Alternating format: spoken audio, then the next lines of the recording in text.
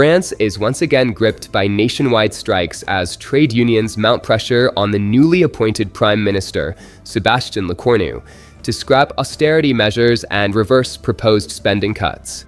The latest wave of protests reflects a growing standoff between the government and its citizens over France's deepening financial crisis.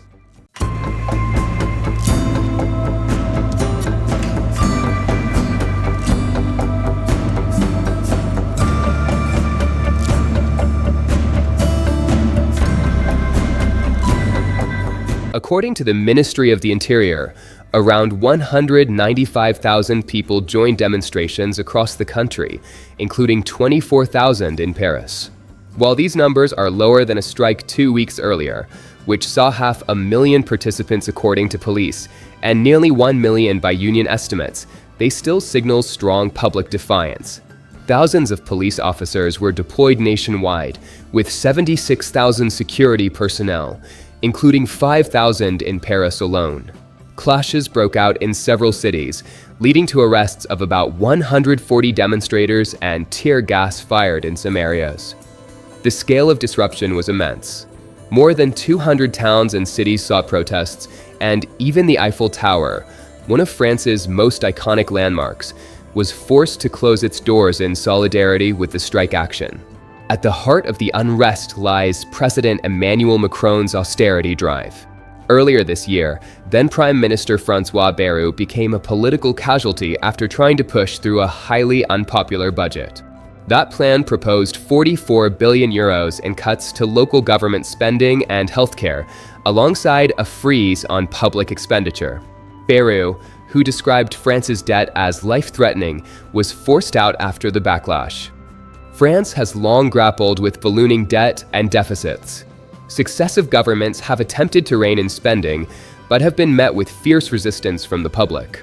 The challenge is compounded by Macron's political weakness. His government no longer holds a parliamentary majority and faces a fragmented opposition.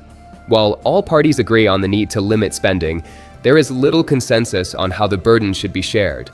Now, the task falls to Sébastien Lecornu, Macron's former defense minister and newly appointed prime minister. In his first statements, Lecornu promised to change course from his predecessor while warning against ignoring financial realities. Speaking to Le Parisien, he said, "The IMF isn't at the gates of Bercy.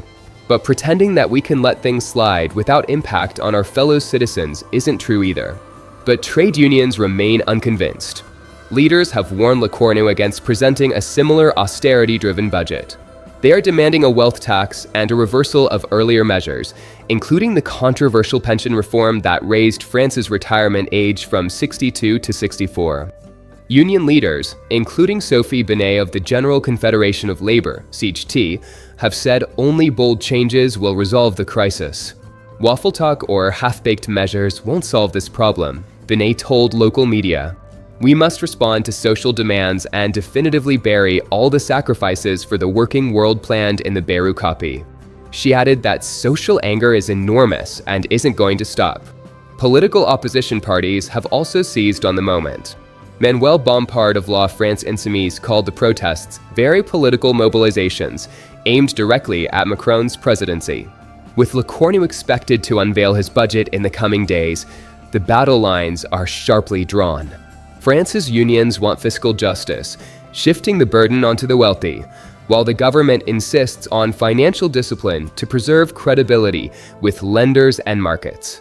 What is clear is that the protests are not just about numbers on a balance sheet, but about trust in leadership, the cost of living, and the future direction of the French state. Whether Lecornu can steer France out of this crisis without sparking even more unrest remains to be seen.